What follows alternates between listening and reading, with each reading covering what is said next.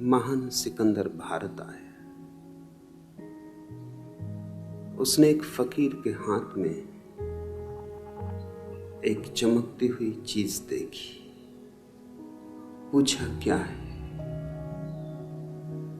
वह फकीर बोला, बताऊंगा नहीं, बता नहीं सकूंगा। यह राज बताने का नहीं। लेकिन सिकंदर जिद पे अड़ गया।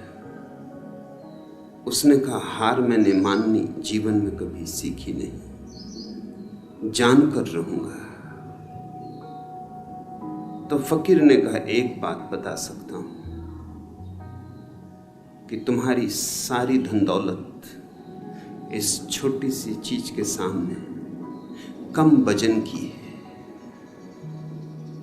सिकंदर ने तत्क्षण एक बहुत विशाल तराजू बुलाया और लूट का जो भी उसके पास सामान था, हीरे जवाहरात थे, सोना चांदी था, सब उस तराजू के एक पलवे पे चढ़ा दिया। और उस फकीर ने उस चमकदार छोटी सी चीज को दूसरे पलवे पे रख दिया। उसके रखते ही फकीर का पलवा नीचे बैठ गया और सिकंदर का पलवा ऊपर उठ गया, ऐसे कि जैसे खाली हो। सिकंदर किम कर्तव्य विमूढ़ हो गया। झुका फकीर के चरणों में और कहा, कुछ भी हो, नतमस्तक हूं, लेकिन राज मुझे कहो। फकीर ने कहा, राज कहना बहुत मुश्किल है, कहा नहीं जा सकता, इसलिए नहीं कह रहा हूं। लेकिन तुम झुके हो, इसलिए एक बात और बता देता हूं। एक चुटकी धूल उठाई रास्ते से और उस चमकदार चीज पर डाल दी, और न मालूम क्या हुआ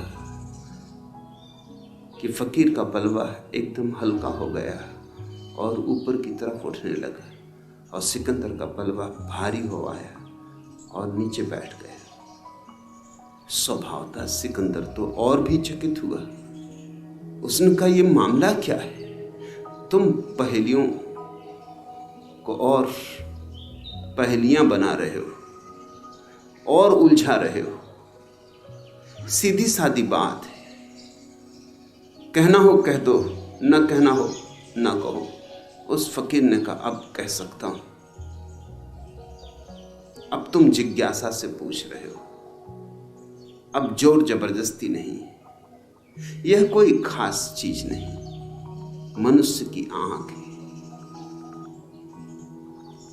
धूल पड़ जाए 2 कौड़ी की, धूल हट जाए तो इससे बहुमूल्य और कुछ भी नहीं। सारी पृथ्वी का राज्य भी नहीं, सारी धन दौलत फीकी है। संबोधि का अर्थ होता है नरेंद्र, तुम्हारे भीतर की आंख। और कुछ ज्यादा कठिनाई की बात नहीं, थोड़ी सी धूल पड़ी, सपनों की धूल। धूल भी सच नहीं, विचारों की धूल, कल्पनाओं की धूल, कामनाओं की धूल। धूल भी कुछ वास्तविक नहीं, धुआं धुआं है, मगर उस धुएं ने तुम्हारी भीतर की आंख को छिपा लिया। जैसे बादल आ जाएं और सूरज छिप जाए, बादल छट जाएं और सूरज प्रकट हो जाए। बस इतना ही अर्थ है संबोधि का।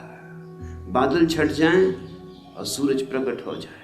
तुम सूरज हो, बुद्धत्व तुम्हारा स्वभाव है, मगर खूब तुमने बादल अपने चारों तरफ सजा लिए। न मालूम कैसी कैसी कल्पनाओं के बादल, न मालूम कैसी कैसी कामनाओं के बादल,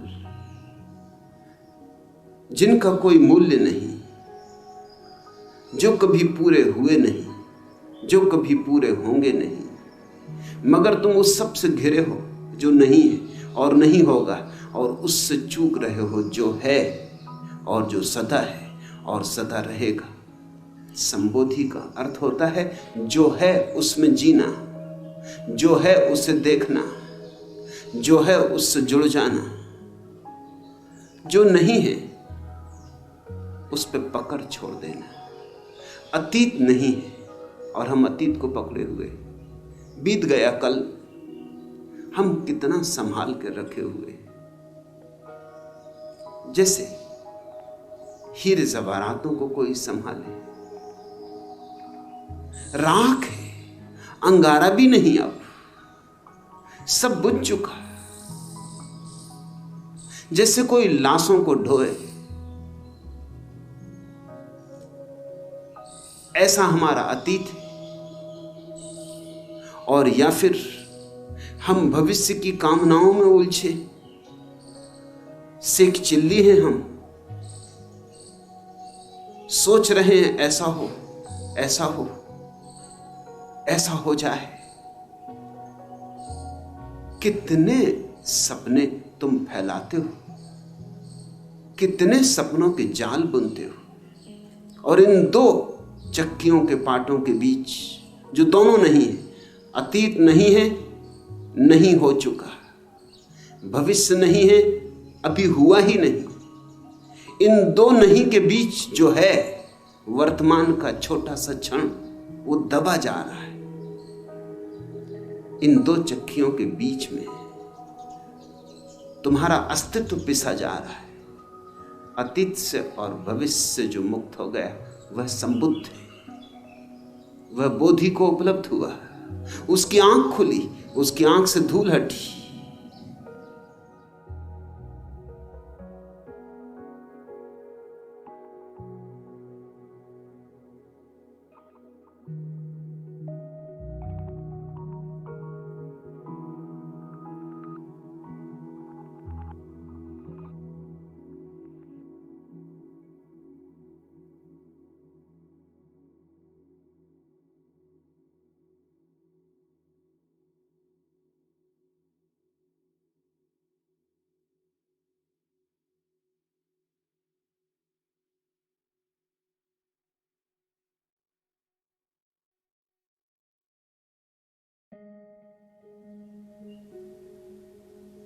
महान सिकंदर भारत आया। उसने एक फकीर के हाथ में एक चमकती हुई चीज देखी, पूछा क्या है। वह फकीर बोला, बताऊंगा नहीं, बता नहीं सकूंगा, यह राज बताने का नहीं। लेकिन सिकंदर जिद पे अड़ गया। उसने कहा, हार मैंने माननी जीवन में कभी सीखी नहीं, जानकर रहूंगा। तो फकीर ने कहा, एक बात बता सकता हूं कि तुम्हारी सारी धन दौलत इस छोटी सी चीज के सामने कम वजन की है। सिकंदर ने तत्क्षण एक बहुत विशाल तराजू बुलाया और लूट का जो भी उसके पास सामान था, हीरे जवाहरात थे, सोना चांदी था, सब उस तराजू के एक पलवे पे चढ़ा दिया। और उस फकीर ने उस चमकदार छोटी सी चीज को दूसरे पलवे पे रख दिया। उसके रखते ही फकीर का पलवा नीचे बैठ गया और सिकंदर का पलवा ऊपर उठ गया, ऐसे कि जैसे खाली हो। सिकंदर किम कर्तव्य विमूढ़ हो गया। झुका फकीर के चरणों में और कहा, कुछ भी हो, नतमस्तक हूं, लेकिन राज मुझे कहो। फकीर ने कहा, राज कहना बहुत मुश्किल है, कहा नहीं जा सकता, इसलिए नहीं कह रहा हूं, लेकिन तुम झुके हो इसलिए एक बात और बता देता हूं। एक चुटकी धूल उठाई रास्ते से और उस चमकदार चीज पर डाल दी, और न मालूम क्या हुआ कि फकीर का पलवा एकदम हल्का हो गया और ऊपर की तरफ उठने लगा, और सिकंदर का पलवा भारी हो आया और नीचे बैठ गया। स्वभाव था सिकंदर तो और भी चकित हुआ। उसने कहा, यह मामला क्या है? तुम पहेलियों को और पहेलियां बना रहे हो और उलझा रहे हो। सीधी सादी बात है, कहना हो कह दो, न कहना हो न कहो। उस फकीर ने कहा, अब कह सकता हूं। अब तुम जिज्ञासा से पूछ रहे हो, अब जोर जबरदस्ती नहीं। यह कोई खास चीज नहीं, मनुष्य की आंख है। धूल पड़ जाए 2 कौड़ी की, धूल हट जाए तो इससे बहुमूल्य और कुछ भी नहीं। सारी पृथ्वी का राज्य भी नहीं, सारी धन दौलत फीकी है। संबोधि का अर्थ होता है नरेंद्र, तुम्हारे भीतर की आंख। और कुछ ज्यादा कठिनाई की बात नहीं, थोड़ी सी धूल पड़ी है, सपनों की धूल। धूल भी सच नहीं, विचारों की धूल, कल्पनाओं की धूल, कामनाओं की धूल। धूल भी कुछ वास्तविक नहीं, धुआं धुआं है, मगर उस धुएं ने तुम्हारी भीतर की आंख को छिपा लिया। जैसे बादल आ जाएं और सूरज छिप जाए, बादल छट जाएं और सूरज प्रकट हो जाए। बस इतना ही अर्थ है संबोधि का। बादल छट जाएं और सूरज प्रकट हो जाए। तुम सूरज हो, बुद्धत्व तुम्हारा स्वभाव है, मगर खूब तुमने बादल अपने चारों तरफ सजा लिए। न मालूम कैसी कैसी कल्पनाओं के बादल, न मालूम कैसी कैसी कामनाओं के बादल, जिनका कोई मूल्य नहीं, जो कभी पूरे हुए नहीं, जो कभी पूरे होंगे नहीं। मगर तुम उस सब से घिरे हो जो नहीं है और नहीं होगा, और उससे चूक रहे हो जो है और जो सदा है और सदा रहेगा। संबोधि का अर्थ होता है जो है उसमें जीना, जो है उसे देखना, जो है उससे जुड़ जाना। जो नहीं है उस पे पकड़ छोड़ देना।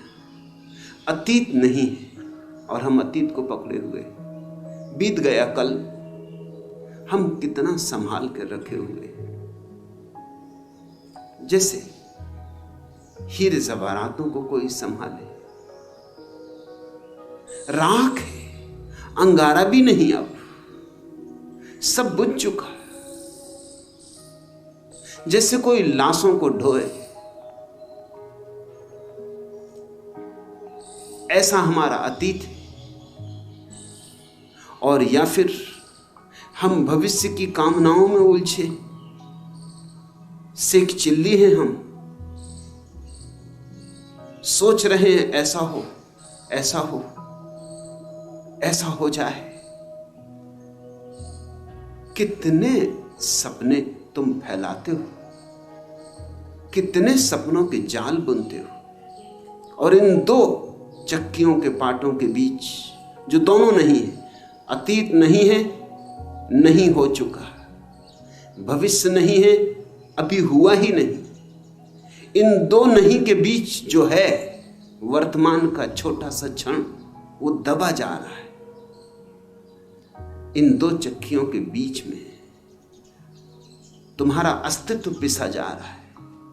अतीत से और भविष्य से जो मुक्त हो गया वह संबुद्ध है, वह बोधि को उपलब्ध हुआ, उसकी आंख खुली, उसकी आंख से धूल हटी।